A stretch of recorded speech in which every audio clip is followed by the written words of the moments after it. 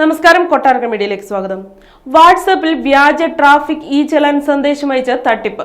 Android malware ഉപയോഗിച്ച് Vietnam ഹാക്കർമാർ നടത്തുന്ന തട്ടിപ്പിൽ വീഴരുതെന്ന് വിദഗ്ധർ മുന്നറിയിപ്പ് നൽകി. വ്രോംബ കുടുംബത്തിൽപ്പെട്ട മാൽവെയർ ഉപയോഗിച്ചാണ് പണം തട്ടാൻ ശ്രമിക്കുന്നത്.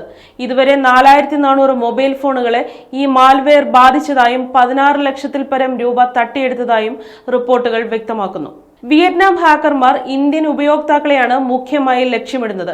വ്യാജ മൊബൈൽ ആപ്പുകൾ പങ്കുവച്ചാണ് തട്ടിപ്പ് നടത്തുന്നത്. ട്രാഫിക് ചലാൻ എന്ന വ്യാജേന വാട്സപ്പിൽ സന്ദേശങ്ങൾ അയച്ചാണ് കെണിയിൽ വീഴ്ത്തുന്നതെന്നും സൈബർ സെക്യൂരിറ്റി സ്ഥാപനം ക്ലൗഡ് ACK മുന്നറിയിപ്പ് നൽകി.